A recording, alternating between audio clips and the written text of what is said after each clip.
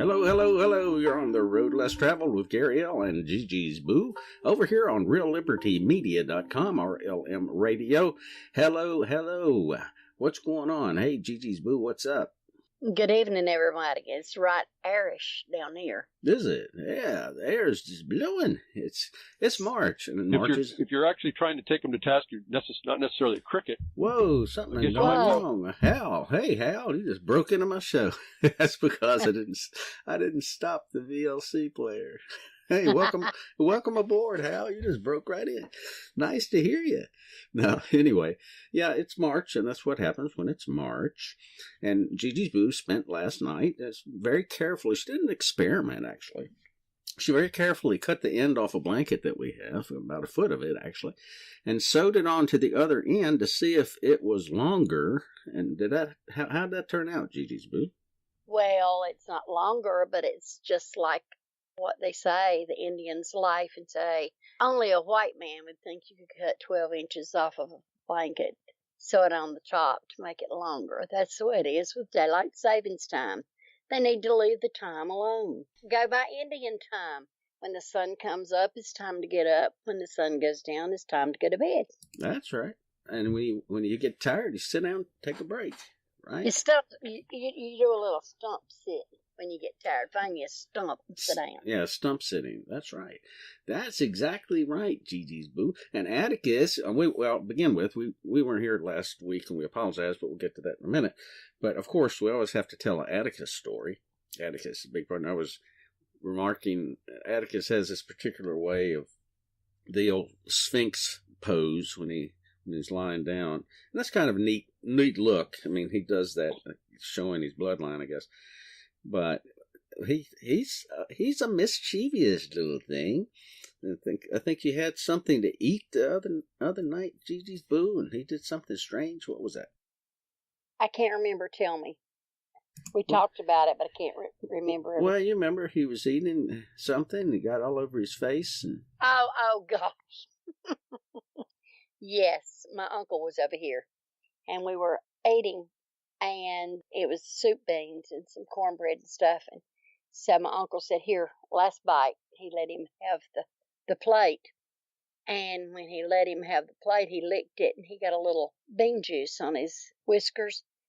And he just took his head and rubbed one side of his face on his breechy leg and rubbed the other side of his face on the other part of the leg. And he said, did you see that dog wipe his mouth on me? I said, oh, yes. And he said, don't you do that anymore, boy. And he just went up and kicked backwards. That's his way of, ush. And we thought that was so funny. That's his dismissive thing he does. He does so many things, about food and everything. Honestly, Gary has to remind me because we laugh so much about him. Yeah. He's just, I don't know what to do with that. He just does all that. Anyway, let me see what we got going on here. We weren't here last week. Gigi's Boo, and this is one of the, I guess, an area of contention that many people have, is we don't typically eat out at restaurants and places like that. We try to eat at home, and we try to prepare foods that are not soaked in glyphosate and its related ingredients and so forth, and all this genetically modified frankenfood. Trying to avoid that, but occasionally the boo-boo will slip out and misbehave. Yeah, and talk about that and how that the drastic effects that it has on you. Well, I was rushing around Friday morning, and I just said, I'm not going home and cook any breakfast while I'm out. Gary was busy, and I said, I'll just get me a biscuit. Well, I sure did. I got one of those gravy biscuits from Hardee's, and I ate it, and all of you know that I'm diabetic. I can cook my own biscuits, and my sugar doesn't escalate. But anything that I buy out, I've learned that it just tears me up. I was so sick that I was absolutely just told Gary, I said, Gary, I can't stay up. I've got to go to bed. I was in the bed from that Friday until about that Monday or Tuesday.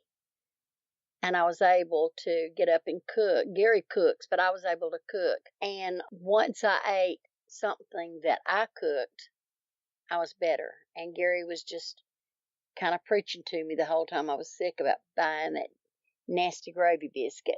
Shouldn't have done it, but I was really under the weather all weekend. And so I stay away from that stuff. Yeah, I think that's referred to as a self-inflicted wound. A big one. It was a big one. And I was just nauseated and just hurting. My stomach hurt. And it was just terrible. I said, no, never again will I do that. It's unbelievable how much we're seem to be becoming accustomed to being poisoned and sprayed, and I don't know, and having our genes modified and being irradiated by things like 4G and Wi-Fi and DECT phones and all that stuff. It's just becoming par for the course, you see, and that's what we do. But one of the things that is kind of an ongoing stick in the eye, I suppose, and this has happened also over on Suspect Sky with Adrian, and where we help over there, and now it's turned into a weekly discussion video, an hour or so, about different topics. But it seems that when you get into the certain areas, YouTube has this propensity to mark your videos as restricted. Now, more on restricted in a minute, but let's talk a minute about our archives over on YouTube. Now, Real Liberty Media, as we pointed out 2 weeks ago, has just had its 10th year anniversary. Hoorah! And many happy returns, I suppose. Has had its 10-year anniversary, so it's had a YouTube presence for a little while. I'm not sure exactly how long. Grimnir can probably tell me when he started posting the archives in YouTube. But there is a Real Liberty Media YouTube page, if anyone wants to check it out. All the archives are there. Behind the Woodshed and the Dork Table, Grammy's Rocket Chair, and all these are over there in addition to Road Less Traveled. We talked about the fact that recognition is one of the main drivers of human behavior. It just happens to be a fact, and always has been. So it's nice to see you go to your archive, see how many people listen to the archive. Well, it's kind of depressing when you go to YouTube, because you look and, like the 2 weeks ago, the archive has had a blistering 24 views. And of course, one of those would have been mine, because I would have checked it out and done a little editing on content. And you're sitting there saying, wow, that's a little bit depressing. So with all the things going on that you start to discover with platforms like YouTube and Google, you say, well, there are alternatives to this. And so one of the alternatives that we've gone to is BitChute. Went to BitChute. BitChute's not been around a whole long time. I actually signed up for an account a year ago and just observed for a little while. Excuse me a second. Okay, had to cough. Didn't want to cough in the ear. Had to observe a little while, but then 4 months ago, we uploaded our first archive into our page on BitChute. And it's BitChute, and I can just drop the link to this in other places where we are, BitChute. But guess what? The very same archive has 200 views, 200 listens. That's an 800% difference between what's this and what's over at YouTube. What's up with that? What's up with that? One could argue that, well, BitChute's just artificially inflating your numbers. I'm sure that's what YouTube would say. But what it also suggests to me is that there's a little bit of shadow banning going on over on YouTube. Certain messages are being suppressed, maybe. I mean, it's certainly not the case at BitChute, is it?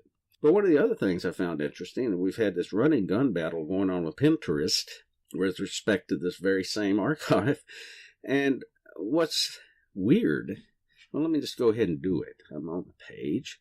So let me tell you what it says. Okay, and I have, on Pinterest, I have several boards. One of them is a Hal board behind the woodshed. I keep on Pinterest. I don't even think he knew that. Several others, actually, as well. And I have the Road Less Traveled board. Okay, well, we're going to put this BitChute archive, as usual, we've done in the past, always have, with the YouTube before we went to BitChute. So I click on the road less traveled. Oh no! The message comes back. Something went wrong. Sorry, we blocked this link because it may lead to inappropriate content.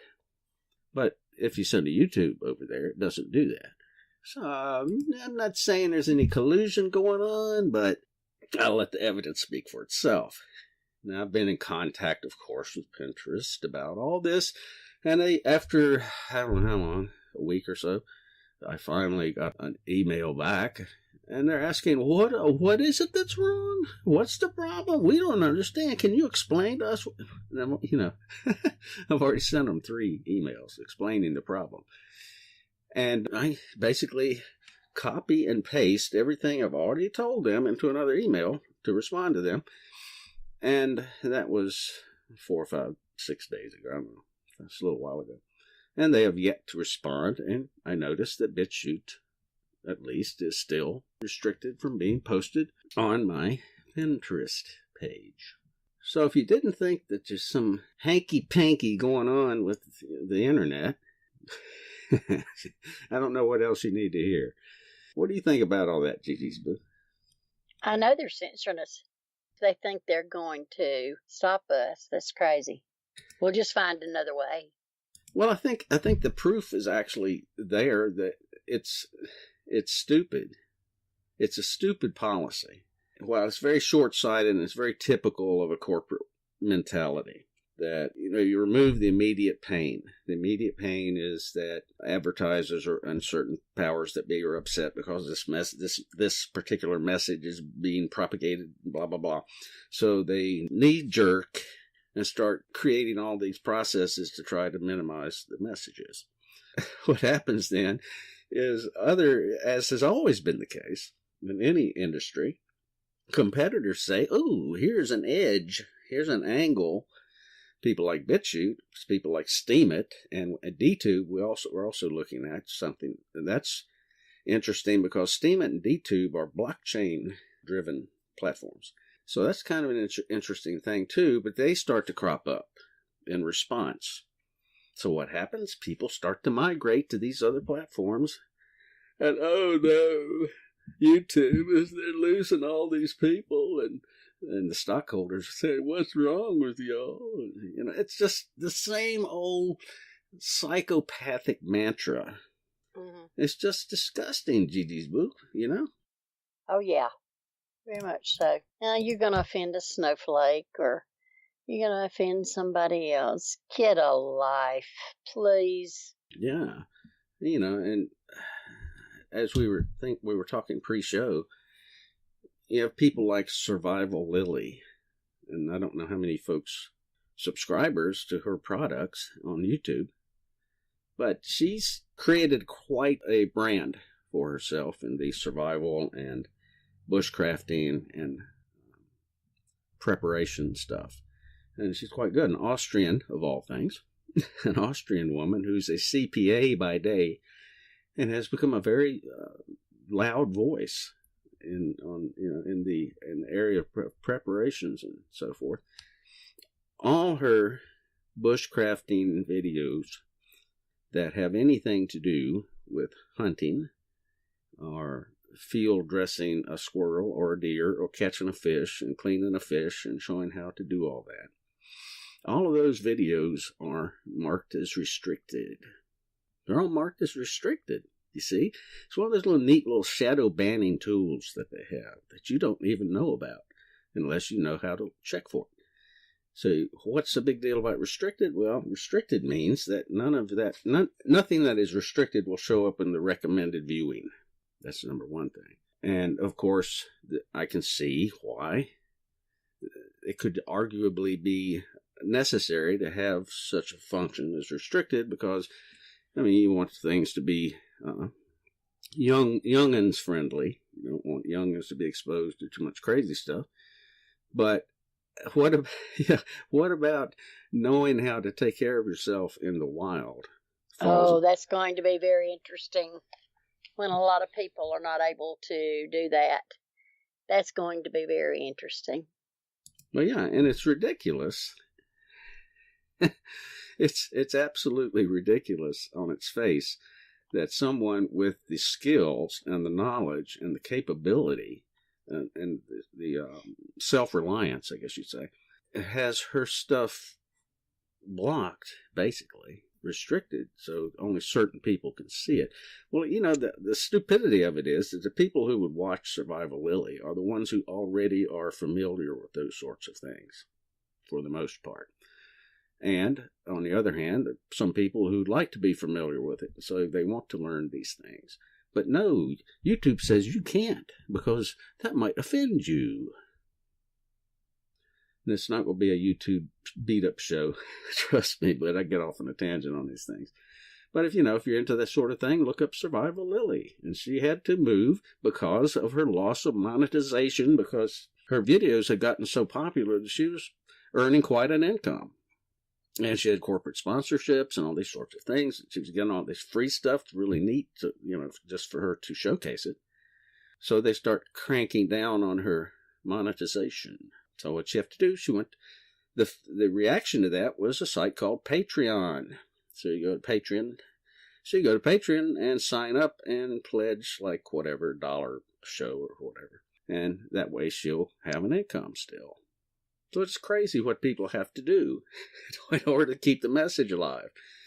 And on the other hand, it's kind of interesting. It's instructive to see how they try to suppress the message. Such a war going on. We go war in the trenches, right, Gigi's? Mm-hmm.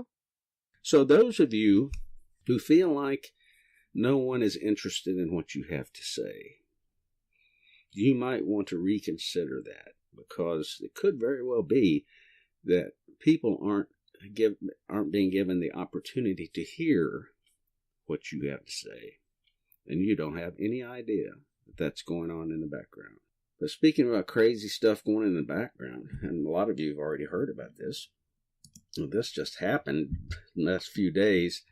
This young lady here, not too far away from Roanoke, Virginia, was a social worker and was fired. She's 22 years old, right? Graduated from Roanoke College. She's local, same background that we have from that part of the world, Appalachian area part of the world. She's been firing weapons since she was 9 years old. She hunts and she deer hunts, and she knows how to dress them. And her granddad owned a gun store, and she happened to also be a concealed carry person. In Virginia, it's a concealed pistol permit, is what it's called. But it turns out that she was fired just, according to the reports, just for having the permit. She didn't carry the weapon to work. She didn't have it in the car in the parking lot. She just had the permit. She was considered, according to this article in Town Hall, they said beside the fact that she's a safety risk regarding her concealed carry permit, she was cited for wearing loafers at training and not closing a predetermined amount of cases in her employee evaluation. And her requirement was to close 3 cases a day, which she said she did.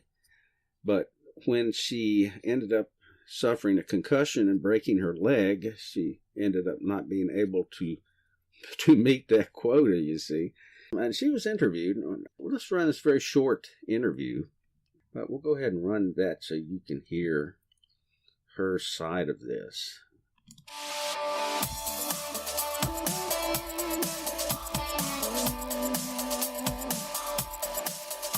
Testudo, my friends, and welcome to a very special edition, a preview of the Angie Austin, Mike Opelka program that is debuting Monday on radio stations around the country. And we're giving you a sneak preview of a very special interview we just completed. We spoke with a young lady who is going viral, as they say. Her name is Storm Durham. She's a 22-year-old college graduate, the first person in her family to go to college and graduate, and she was working in child protective services. She also happens to be a hunter. somebody who has used a gun since she was 9 years old. She grew up around guns in Virginia. Her grandfather owned a gun store. So this is not some crazy woman who ran out and got a gun off the streets. She's been around guns and used guns safely for a very long time. Friday, she was fired from her job because she is a concealed carry weapons holder, and she didn't even have the gun with her. Angie and I talked to her just a few minutes ago, and we wanted to share that interview with you. And don't forget to join us Monday. You can listen easily on KLZ AM 560 in Denver. But here's our interview with Storm Durham. Angie, please, may I have your attention? Yes, you may. You're very dominating, but yes, you may. You don't have to say it like that. I have exciting news. I have breaking news for you. All right, I'm ready for some breaking news. Are you sitting down? Yes, I do generally do the radio while seated. You might want to stand up for this, because you might want to stand up and applaud. Angie, Here we go. Over the weekend, a big story broke. Friday, I happened to notice something trending on Twitter, and it was the story of a young lady who had lost her job, and it related to her concealed carry permit, and yet there wasn't anything really, I think, out of the ordinary with the fact that she had a concealed carry permit. And I tracked her down, and she's agreed to join us for a few minutes today. Her name, let me give you the basics. Her name is Storm Durham. She's 22, I think almost 23 years old, college graduate, and a legal firearms owner, and somebody who I think I heard her say she's been hunting since she was 9, and her grandpa owned a gun store. If I got anything wrong, Storm Durham, please correct me, because that's what happens on this show all the time. I get corrected by smart women. No, everything's correct that you said. Well, welcome to the show, Angie. Meet Storm. Thank you. Storm, meet Angie. All right, Storm, as I'm looking at your picture, and you are my height, we're 5'2", you're blonde, you are me, about 20 years ago, and I'm looking at you, and you remind me a bit of, I have a gorgeous friend who carries her gun everywhere, who is a real estate agent and often does open houses and is very afraid to be alone. And she is very open about the fact that she always has a weapon with her. And as you mentioned, Mike, this is all legal, right? This is a concealed carry permit. You have one as well, Mike, so you're more familiar with this. So this is you legally able to carry a gun, which when I read the article, Storm, did you take it into work with you or leave it outside in your car? No, it's never even been on the property. Where we had strict rules that we could not have it on us or in our car or anything like that. And I've abided by those. So explain your job too. So Mike, here we have a young woman, 22, with a concealed carry permit who's not bringing it to work. It's not in her car and it's not on the property. And the story says she may have lost her job because she has a concealed weapon permit. So give us the backstory on this, Storm. What do you do? You're a social worker in Virginia. Yes, I was a CPS investigator. So we would get the call and we would be the first ones on scene knocking on the door with the allegations that were given to us or at the school, talking to the child.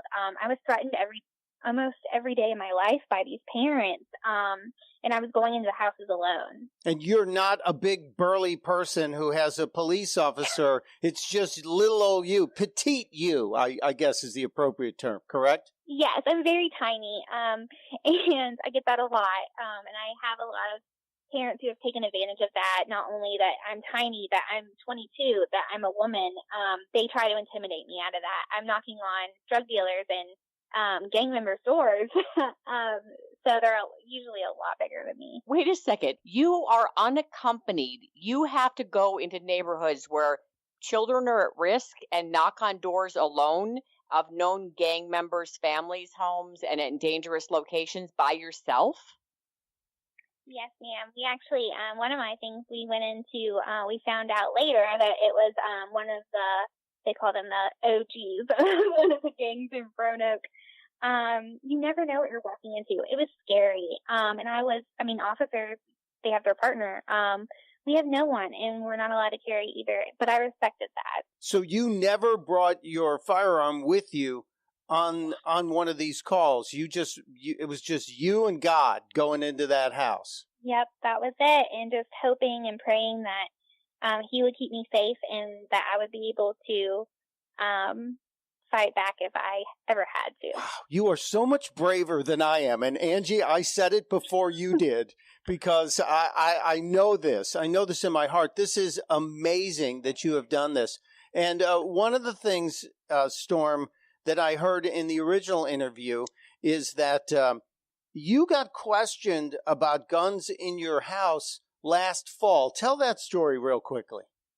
It was about I guess it was about 2 months ago now. I was called into my supervisor's office, and the other supervisor was present as well. And they started asking me really strange questions like, what, do you feel safe in your home? Is there domestic violence? And I was like, no, like, what is going on? And, then she was like, well, we've gotten word that there's guns in your home. And I was like, yeah, and?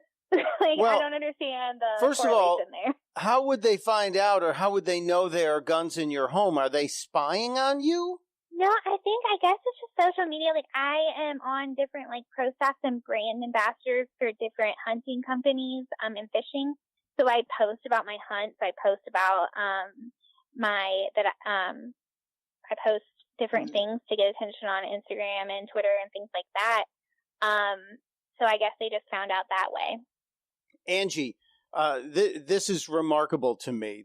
I'm not trying to talk around you, Storm, but I want our audience to understand, because we're 6 minutes into this. We're talking to a 22-year-old lady named Storm Durham, who lost her job working in child protective services, child family services in Virginia, reportedly because she was a concealed carry weapons permit holder and didn't even have her gun on the job or in the office or in her car. Storm, what happened Friday? Tell Angie that story. So Friday, I was called into, my supervisor came and got me and took me into our associate director's office, where there was 3 police officers in her office. And I guess she was like briefing them about what was about to happen. They stood outside the office as I was told that I was being dismissed, and that I got to read through the letter, and it said that a safety concern. And I was like, what? I was like, what is the safety concern? And she said that it was a safety concern because I have my concealed carry permit, and that it was a safety risk for the entire building. And I said, I've never had my gun on me during a visit or in the office or even on the property. And she said that, well, how do we know that? And I said, search me. There's 3 officers here. Search me. And the 3 officers then escorted me. Well, they told me to take a minute. And I said, can I go to the restroom? And they said, no, that's a safety risk. The 3 police officers escorted me to my office, where they made me pack all of my stuff up. They were touching all of my personal belongings, put it on the cart outside my office, and escorted me to my car.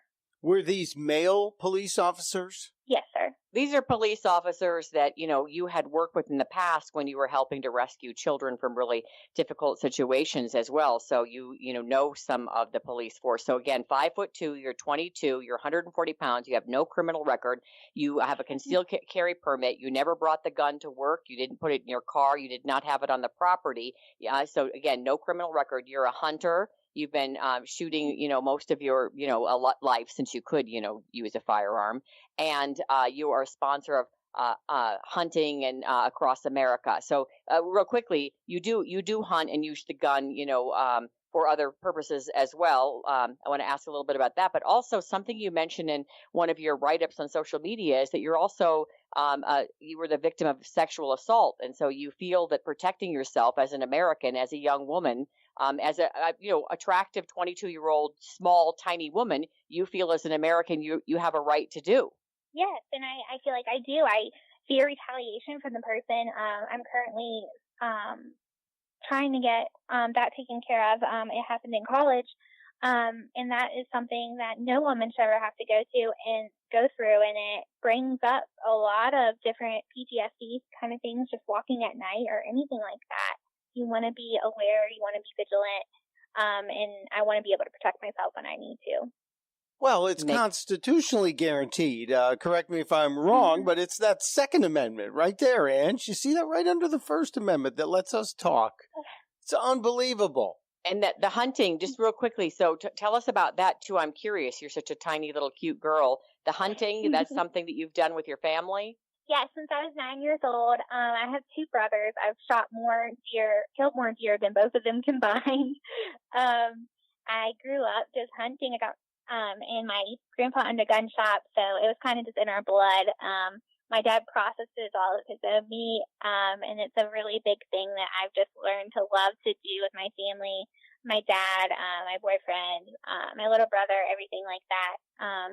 We love to just get out there, and it gives us some time to interacting. It's family time. A lot of my relatives It is. hunt and eat the food that they, the deer, I mean, a lot of people in the city are like, ew, but it's delicious. And a lot of people, it's, Yeah. It's necessary. It helps with the family and feeding them all winter long. Okay. So Mike, Yes. I can't wrap my head around this. I don't see how legally, if she's not bringing the gun to work, that, and she has a concealed legal permit to have a gun, why she would be fired for having those in her home and off of the work premises. And then you did a Facebook Live, and a lot of people seem to be critical of you. And Okay, let's hold it right there because it starts to digress a little bit.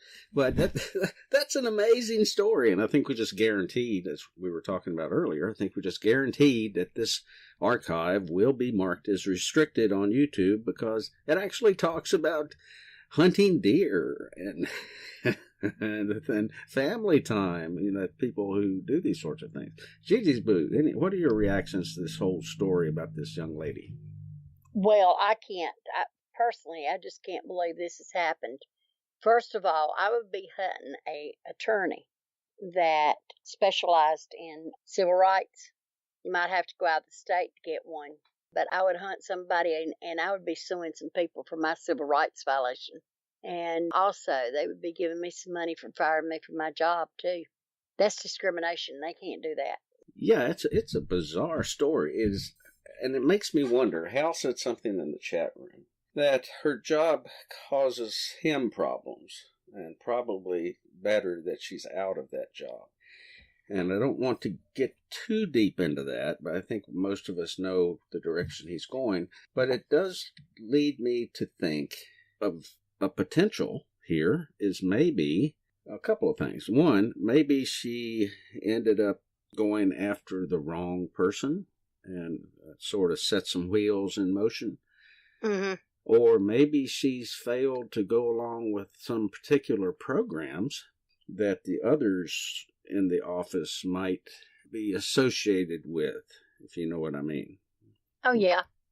So it just strikes me as so outside, so beyond belief that you really sticking your neck out when you take some kind of action like that against an employee, unless there's something really compelling, some compelling reason behind it. But anyway, as it goes on, I've been tracking along with her on Twitter, and it occurred to me, since she's actually kind of local, that there's this, she had put up a twit, whatever, asking if anyone knew where she might be able to get a job. She does a student loan. She's a graduate from Roanoke College, and so she's a degreed professional in that regard. However, she's looking for work, and it occurred to me that there's this new facility, relatively new facility in Roanoke called Safeside Tactical, the largest indoors firing range on the East Coast. And I went to the grand opening, if you will, and checked it out.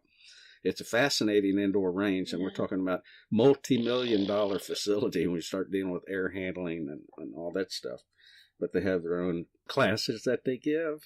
They firearm familiarization classes and shooting classes and concealed carry classes. They have the gun store. They build weapons there. They actually build them how you like. They'll even give you a class on how to build them and provide you with the materials to do so. And that's in the case of an AR-15 style platform.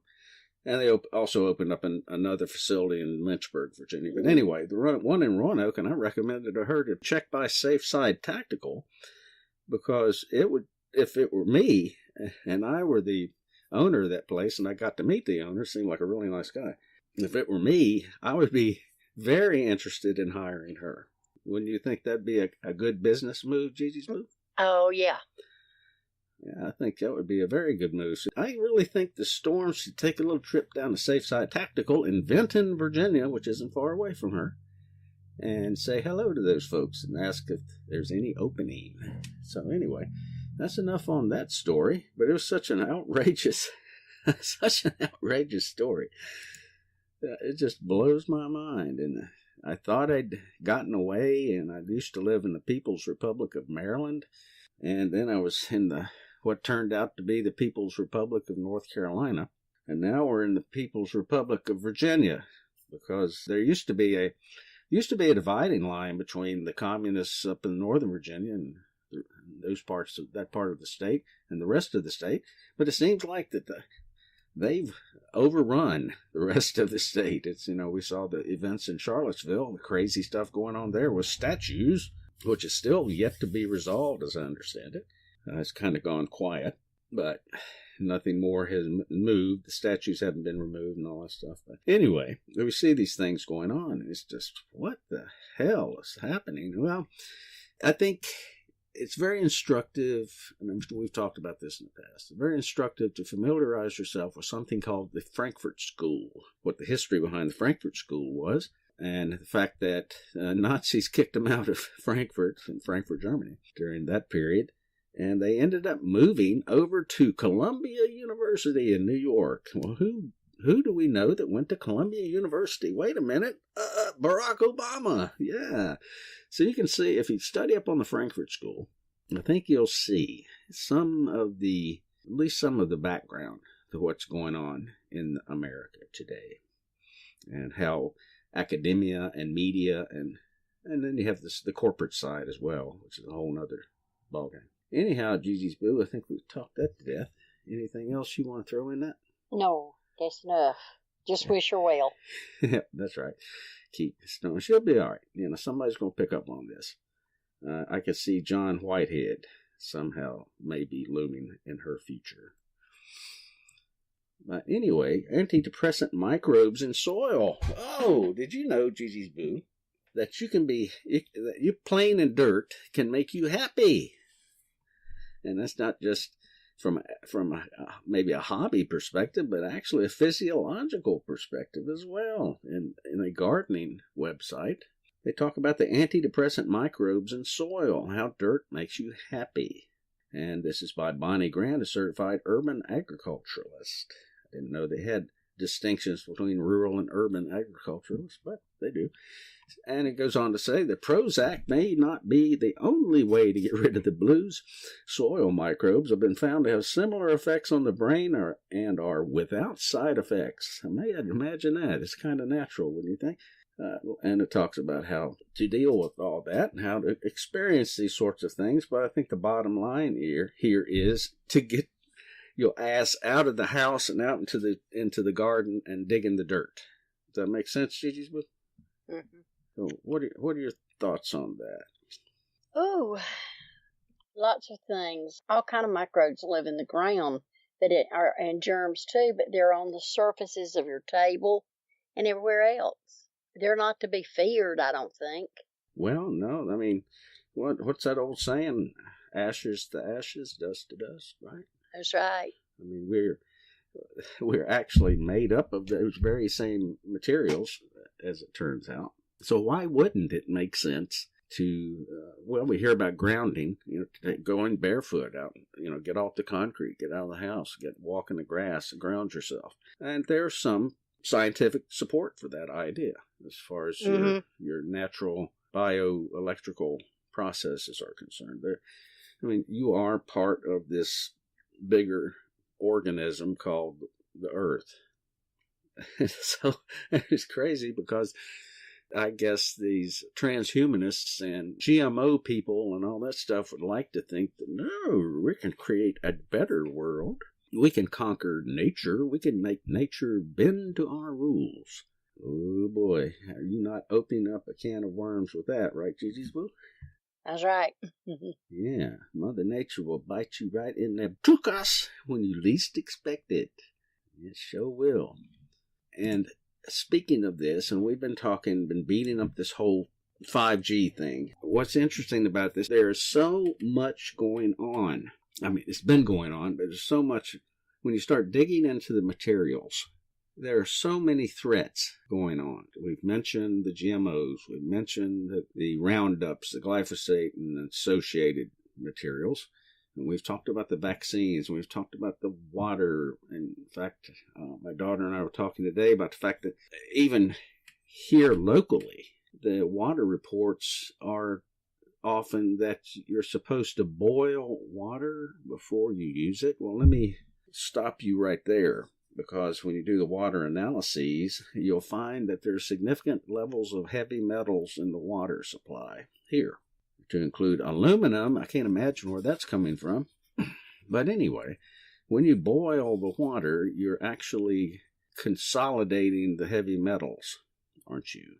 So it might not have E. coli in it, but you get a double dose of aluminum after you boil it. Anyway, there's so many things that are going on, so many things coming at us. One of Brandon Tuberville, I think Tuberville, a lot of people are familiar with Brandon's work at Natural Blaze.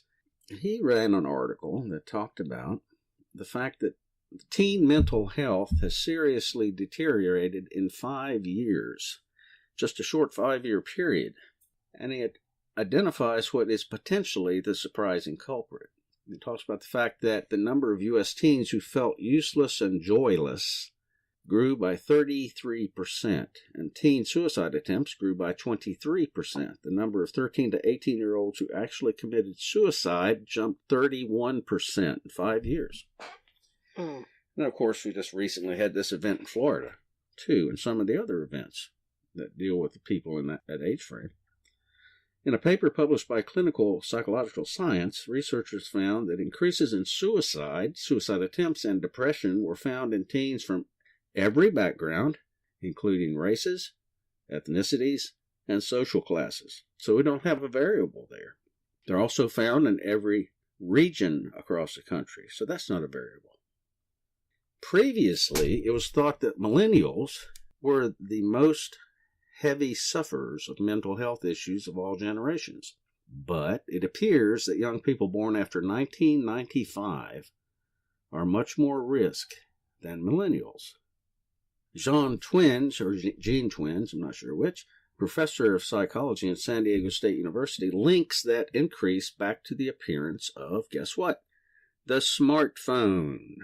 And it's either he or she, I'm going to assume she wrote, because the years between 2010 and 2015 were a period of steady economic growth and falling unemployment. I don't know about all that, but that's what she said.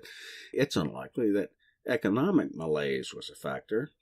Income equality was, and still is, an issue, but it didn't suddenly appear in the early 2010s. The gap between rich and poor had been widening for decades. We found the time teens spent on homework barely changed between 2010 and 2015, so that effectively ruled out the academic pressure as a cause. However, according to Pew Research Center, smartphone ownership crossed the 50% threshold in late 2012, right when teen depression and suicide began to increase. By 2015, 73% of teens had access to a smartphone. People they followed over time in 2 different studies, they found that spending more time on social media led to unhappiness, while unhappiness did not lead to more social media use. So they eliminated the whole reverse argument that they only spent all this time on social media because they were unhappy. A third randomly assigned participant was to give up Facebook for a week versus continuing their usual use. Those who avoided Facebook reported feeling less depressed at the end of the week. So this article goes on and talks a little bit more about all that. But here we go again.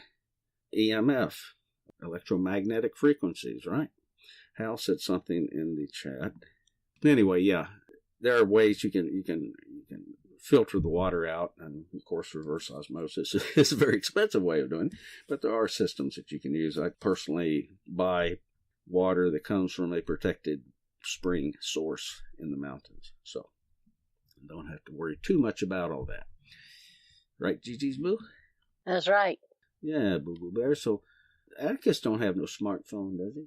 Why, no. You know he doesn't. No, he don't. He'd like to have one, but Lord help, he be calling everybody. well, he does that anyway. He call into the show and sit there and howl.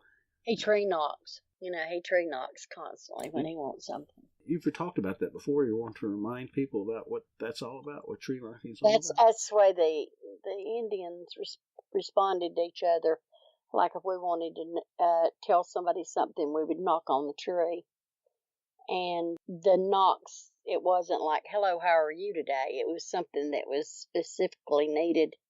And they would knock, and then it would go to the next person that heard it, and they would send it on. And he's done that several times, and our holy man's responded to it. We don't know how he knows to do it, but he'll go out and get on the stump and tree knock, and there he is.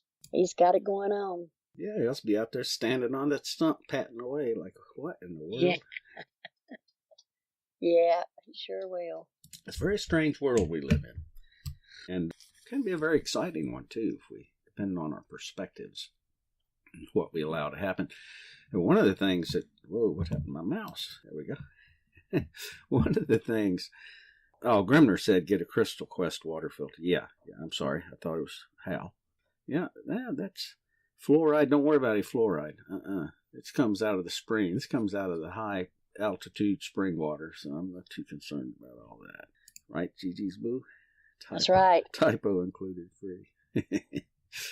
But occasionally you get into these crazy conversations with people, and especially since this whole 5G thing has become an issue. And oh, by the way, Isle of Wight was not chosen as a 5G test bed. Imagine that. As much fuss as was kicked up and the potential remedies thereof was kicked up, and they decided to pass on Isle of Wight and went on to other places. But nonetheless, does not mean that people won't continue to discuss this issue of 5G and so forth. And it's no less so than in the forums, and people want to get upset, or maybe they're even trolls, industrial strength trolls, I guess you'd say. And they want to take you to task on prove to me that it's damaging. That's not so hard to do, because once you dig into the materials, and I think I mentioned before, or maybe I didn't, that the declassified CIA document from the 1970s, 1972, I believe, that included information from the 60s that talked about the fact that there were over 500 worldwide studies addressing the issues of super high frequency effects on human beings and other life forms. So if you want to know about, but if you really want to know about and not dig into all that crap, you get into all the hokey pokey details of that, well, let's talk about why Lloyd's of London and other insurance companies exclude electromagnetic fields from their policies. How many people knew that? You have a life insurance, a health insurance, but if you dig into the exclusions, you'll find that in practically every case, electromagnetic fields are excluded. And this article by Andrew Geller online, and it's from actually 2015 of all things. It's important that radio waves are explicitly, be included in insurance, specifically microwave zones and what are enabled wireless communication devices like cell phones, Wi-Fi, cordless phones, etc. But they're not. They're excluded. The electromagnetic fields exclusion is a general insurance exclusion and is applied across the market as standard. The purpose of the exclusion is to exclude coverage for illnesses caused by continuous long-term non-ionizing radiation exposure, such as mobile phone usage. So Lloyd's of London is the one who led the path on that. And if you ever really want to know what's bad for you, just check the actuarial tables. They know, because that's their bread and butter. They need to know. They have to know what's going to kill you and what isn't, what the statistics are associated with that, and what the science is behind it. They have to know all those things. Because insurance companies aren't in business to make money. They're not in business to give you money. They're in business to try not to give you money.